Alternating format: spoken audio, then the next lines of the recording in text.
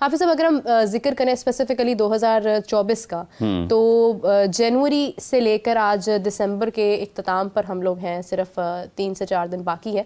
तो इख्तिताम तक ये हमारा जो क्रिकेट का सफ़र रहा है, इस पर अगर हम थोड़ी सी नज़र दौड़ाते हैं तो हमने लास्ट में आकर कुछ बेहतरी की है अपनी क्रिकेट में, तब्दीलियाँ खासी हुई हैं यहाँ पर। तो कैसे देखते हैं आप 2024 का साल क्रिकेट के हवाले से? को बहुत अच्छा तो नहीं रहा पाकिस्तान का 2024 का साल। इस साल में पाकिस्तान जिम्बाब्वे से भी हारा, पाकिस्तान यूएसए से भी हारा, पाकिस्तान आयरलैंड से भी हारा, वाइट बॉल में पाक के ख़िलाफ़ टेस्ट सीरीज़ हारा अपने मैदानों पर। तो अच्छा तो नहीं रहा मजमूई तौर पर अगर आप नताइज के एतबार से देखते हैं, लेकिन कुछ अच्छी चीज़ें ज़रूर हैं। जैसे अभी साइम का खेलना है, साइम आए, पाकिस्तान लगभग मतलब 42-44 महीनों के बाद अपने मुल्क में टेस्ट मैच जीता, टेस्ट सीरीज़ भी जीता इंग्लैंड के ख़िलाफ़। जो इख्तिताम किया पाकिस्तान ने वाइट बॉल में इस साल में साउथ अफ्रीका के ख़िलाफ़ 3-0 से पाकिस्तान ने बेहतर कारकर्दगी का मुजाहरा किया, 3-0 से जीती। फिर पाकिस्तान ऑस्ट्रेलिया से सीरीज़ जीत कर आया ऑस्ट्रेलिया में। तो साल के आखिरी दिनों में आखिरी हिस्से में जो पाकिस्तान ने वाइट बॉल की क्रिकेट खेली है वो अच्छी खेली है। टेस्ट मैच पाकिस्तान ये जो खेल रहा है ये कोई इतना अच्छा नहीं है, क्योंकि सिर्फ अगर आप 210-11 रन पर आउट हो जाएं और फिर उसके बाद आपके पास एक मौका हो लीड लेने का और आप उसको भी ज़ाया कर दें, 100 से ज़ायद रन आपके ख़िलाफ़ 3 जो आखिरी बैटर्स हैं, खिलाड़ी हैं साउथ अफ्रीका के, वो कर जाएँ, तो टेस्ट मैच के लिए तो नहीं अच्छा कहा जा सकता। लेकिन इख्तिताम पाकिस्तान ने अच्छा किया। मजमूई तौर पर कोई बहुत शानदार क्रिकेट पाकिस्तान ने नहीं खेली, क्योंकि इसमें पाकिस्तान 2024 के क्रिकेट वर्ल्ड कप भी खेला जो कि यूएसए में था और वेस्ट इंडीज़ में। तो पाकिस्तान पहले मरहले में उससे बाहर हुआ। उसी टूर्नामेंट में पाकिस्तान यूएसए से हारा। उससे पहले पाकिस्तान आयरलैंड से हारा। इसी साल में पाकिस्तान जिम्बाब्वे के ख़िलाफ़ जिम्बाब्वे में हारा। आई थिंक ऑस्ट्रेलिया सीरीज़ इसी साल में हुई थी या वो दिसंबर में हुई थी, मुझे एग्जैक्टली हो सकता है इसी साल का हिस्सा हो या शुरू में हो, वो भी पाकिस्तान हारा था। क्योंकि साइम अयूब की उस वक्त 2 लोग शॉट मशहूर हुई थी। तो साइम अयूब ने साल के आगाज में भी अपना नाम टेस्ट डेब्यू उनका वहीं पर ऑस्ट्रेलिया में हुआ था, जब शान पहली मरतबा कप्तान बनकर गए थे। खुर्रम शहजाद वहीं पर सामने आए और उन्होंने भी अच्छी गेंदबाजी का मुजाहरा किया। तो ये अच्छी चीज़ें हुई हैं पाकिस्तान की क्रिकेट के लिए इनफरादी तौर पर कि खुर्रम को मौका मिला, उन्होंने परफॉर्म किया, मीर हमज़ा को जहाँ जहाँ मौका मिला उन्होंने परफॉर्म किया। लेकिन आप मजमूई तौर पर नताइज के एतबार से देखेंगे तो कोई बहुत अच्छा साल नहीं है। ज़्यादा नाकामियाँ हुई हैं पाकिस्तान के लिए। पाकिस्तान के टॉप क्रिकेटर्स बिल्कुल साल के आखिर में अपनी उस सलाहियत की तरफ, जिसका वो जो अहलियत रखते हैं, उसकी तरफ वापस जाते हुए दिखाई दिए हैं कि आप अपनी जो पोटेंशियल है, जो सलाहियत आप में है, जिस अहलियत की वजह से आपको माना जाता है दुनिया में, उसकी तरफ वापस एक सफ़र शुरू हुआ है। शाहीन आफरीदी को देख लें, हारिस को देख लें, नसीम को देख लें।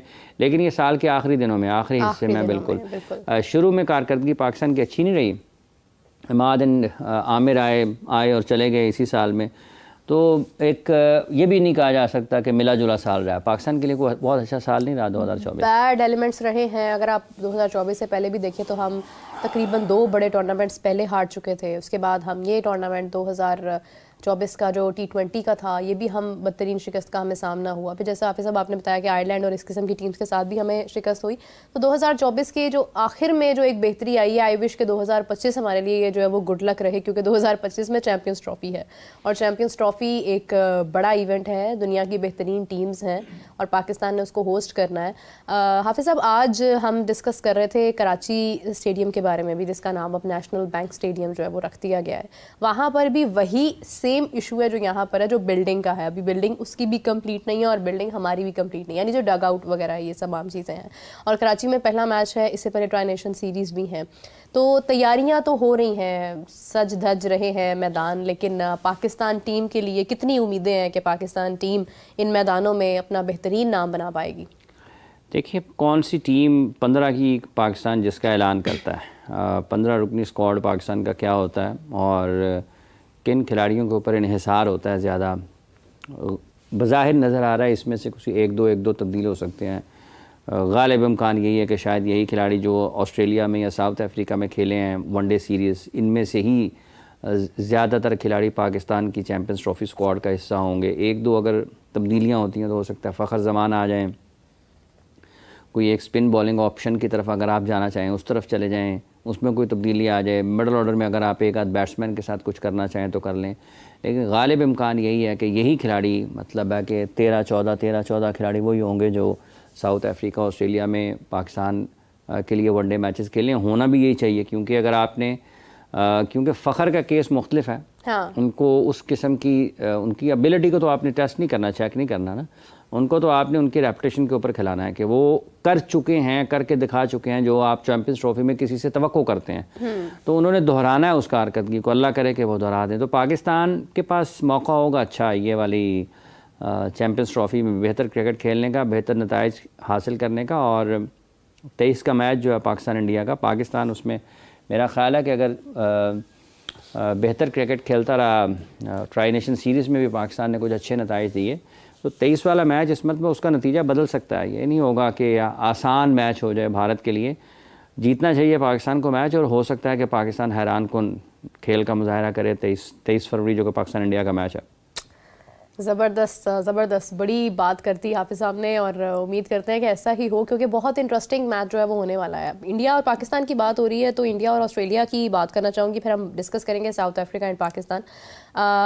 मैच का रुख जो है वो खासा बदला नीतीश कुमार ने, अगरचे अभी ऊपर 100 रन 106 रन आई गेस बाकी हैं जिससे इंडिया जो है वो ट्रेल कर रहा है, लेकिन नीतीश कुमार एक यंग टैलेंट है भारत की जानिब से, जिन्होंने 105 रन किए हैं, और उसके बाद जो वाशिंगटन सुंदर हैं उन्होंने भी रन किए हैं। टेस्ट क्रिकेट में नए प्लेयर्स, यंग प्लेयर्स की इस किस्म की जो एंट्री है, जिस तरह से अगर हम ऑस्ट्रेलिया की बात करते हैं, सैम कॉन्स्टेंस ने बहुत शानदार कारकर्दगी दिखाई, बुमराह जैसे प्लेयर को शॉकिंग रिएक्शन में तब्दील कर दिया।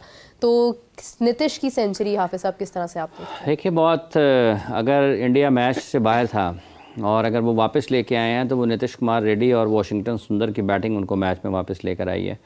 टेस्ट क्रिकेट का यही ख़ास है कि आपको वापसी का मौका मिलता है अगर आप में सलाहियत है, काबिलियत है, अगर आप ज़हनी मजबूती का मुजाहरा करते हैं, गेम अवेयरनेस का आप मुजाहरा करते हैं, बेहतर फ़ैसले करते हैं बर वक्त, तो आपके पास वापसी का रास्ता होता है। जो हुआ है पाकिस्तान और जनूबी अफ्रीका के मैच में कि पाकिस्तान लीड ले सकता था, अच्छी लीड ले सकता था, या फिर इतनी अपने ऊपर पाकिस्तान को, ये नहीं कि साउथ अफ्रीका इतनी लीड ले जाता, ये वाली सूरत हाल से पाकिस्तान बच सकता था। बिल्कुल यही सूरत हाल नज़र आई है ऑस्ट्रेलिया और इंडिया के मैच में कि ऑस्ट्रेलिया के पास एक बड़ी लीड का मौका मौजूद था, लेकिन उसको तमाम जो ख्वाब हैं वो चकनाचूर किए हैं ऑस्ट्रेलिया के नीतीश कुमार रेड्डी और वाशिंगटन सुंदर ने।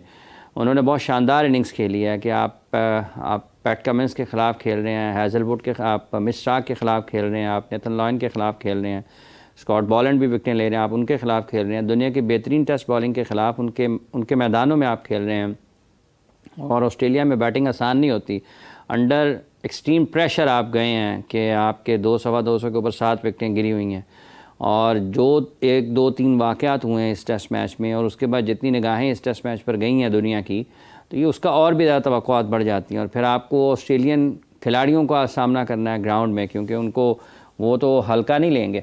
हाँ। तो इस सारे दबाव का मुकाबला किया है रेड्डी ने और वाशिंगटन सुंदर ने बड़े शानदार अंदाज में, और अपनी टीम को मैच में वापस लेके आए, और यहाँ से इंडिया के लिए एक चांस है दोबारा कि वो वापस आएँ और मैच जीत भी सकते हैं। और जब आप इतना अच्छा कमबैक करते हैं तो आपके इम्कानात होते हैं। अब ये डिपेंड करता है कल कितने रन्स निकालते हैं, और आखिरी विकेट की शराकत में नहीं भी होते हैं तो ये 100 रन्स की जो लीड है 2 दिन में अगर आप देखते हैं तो 2 बारियां भी अभी होनी है। तो कैसे रिस्पॉन्ड करती है इंडिया की बैटिंग बॉलिंग जब ऑस्ट्रेलिया बैटिंग के लिए आता है, और ऑस्ट्रेलिया भी कोशिश करेगा कि इस टेस्ट मैच का कोई नतीजा निकालने वाले खेल की तरफ जाएँ, तो तवज्जो उनकी इसी तरफ होगी कि इसका नतीजा निकालें। लेकिन बहरहाल जहाँ तक ताल्लुक नीतीश कुमार रेड्डी का है, उन्होंने इस सीरीज़ में पूरी की पूरी सीरीज़ में अगर आप देखते हैं उन्होंने हर जगह पर परफॉर्म किया, बैटिंग में भी परफॉर्म किया। 21-22 साल का नौजवान अगर ऑस्ट्रेलिया में अगेंस्ट ऑस्ट्रेलिया खेल रहा है, जहाँ पर विराट कोहली रन्स नहीं कर पाए हैं, रोहित शर्मा रन्स नहीं कर पाए हैं, KL राहुल रन्स नहीं कर पाए हैं, तो KL राहुल भी रन्स नहीं कर पाए, ऋषभ पंत रन्स नहीं कर रहे हैं, तो उन सब की मौजूदगी में कि जब वो नाकाम हुए हैं तो आप खड़े हुए हैं, आपने ज़िम्मेदारी कबूल की है, चैलेंज लिया है, और फिर आपने उस ज़िम्मेदारी को आसान तरीके से निभाया है। टीम को जिस जगह से लेकर आए हैं, अब ये इंडिया के बॉलर्स के ऊपर उनके ऊपर एक तरह से कर्ज है कि वो आगे इस टेस्ट मैच को अपनी टीम के हक में लेकर जाने की कोशिश करें। तो 4th डे के ऊपर जब चौथे दिन में टेस्ट मैच का आगाज़ होगा, तो दोनों टीमें जो हैं वो बिल्कुल इसी अंदाज से, अब दोनों टीमों के पास ओपन चांस है कि मैच जीत सकते हैं।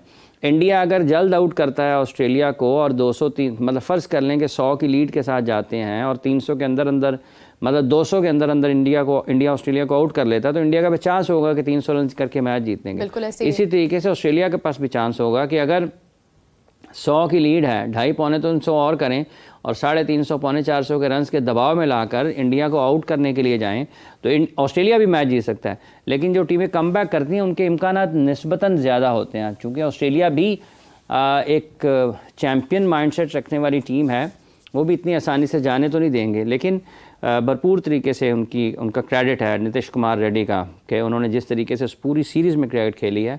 वाशिंगटन सुंदर एक अब उनके कुछ नौजवान खिलाड़ी जो हैं वो डेफिनेटली अपने उन सीनियर खिलाड़ियों के मुतबादल के तौर पर सामने आ रहे हैं, तो एक लेगेसी जो है वो नज़र आती है कि आप देखें कि जो उर्दू में कहते हैं उसको इंतकाल इक़्तिदार जो है वो इक़्तिदार मुंतकिल हो रहा है। मुझे समझ नहीं आया तो ये हमारी इक़्तिदार मुंतकिल हो रहा है नौजवान खिलाड़ियों को, तो ये उनकी अच्छी चीज़ है उनके नुक्ता निगाह से, उनकी क्रिकेट के नुक्ता निगाह से। अगर आपको वर्ल्ड क्रिकेट में साइम अयूब नज़र आते हैं, रेड्डी नज़र आते हैं, यशस्वी जायसवाल नज़र आते हैं, वाशिंगटन सुंदर की परफॉर्मेंसेज हैं, जोसेफ जो कि वेस्ट इंडीज़ के क्रिकेटर हैं वो नज़र आते हैं, तो ये वो क्रिकेटर हैं जिनको आप आने वाले दिनों में देखना चाहेंगे। सैम कॉन्स्टेंस ने, जैसे सैम कॉन्स्टेंस के ऊपर बड़ी नज़रें होंगी जब वो सेकंड इनिंग्स में बैटिंग के लिए आएंगे।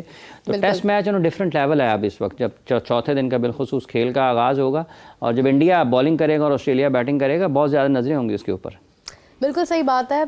सैम कॉन्स्टेंस पर भी उसी तरह से नज़रें होंगी जिस तरह से इस वक्त भारत के तमाम बेहतरीन बल्लेबाजों पर हैं, और ये अचीवमेंट उन्होंने हासिल किया। मगर मुझे ऐसा लगता है कहीं ना कहीं कि शायद जो है वो दूसरी इनिंग्स में वो बहुत ज़्यादा परफॉर्म ना कर पाएँ। बट लेट्स सी सिचुएशन क्या होती है। जैसा हाफिज़ साहब ने कहा कि अगर शुरू में रन्स इंडिया मैक्सिमम बना लेता है और फिर उसके बाद कम रन्स में ऑस्ट्रेलिया को ऑल आउट कर देता है तो बेनिफिट होगा, और अगर इसी तरह से ऑस्ट्रेलिया रन ज़्यादा कर लेता है तो फिर ऑस्ट्रेलिया को बेनिफिट होगा। तो सिचुएशन अभी दोनों तरफ से जो है वो बैलेंस्ड है और कहीं पर भी उसका रुख हो सकता है।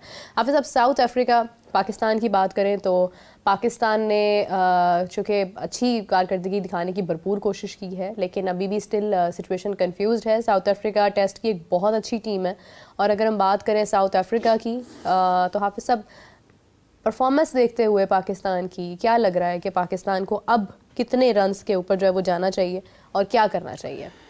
देखिए 2 दिन इसमें भी बाकी हैं और आज अभी तक मेरा ख्याल है खेल हुआ नहीं है ख़राब मौसम की वजह से।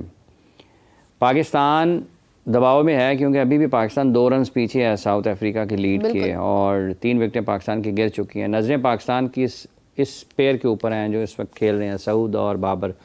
जब भी मैच शुरू होता है इनको लंबी बैटिंग करनी है।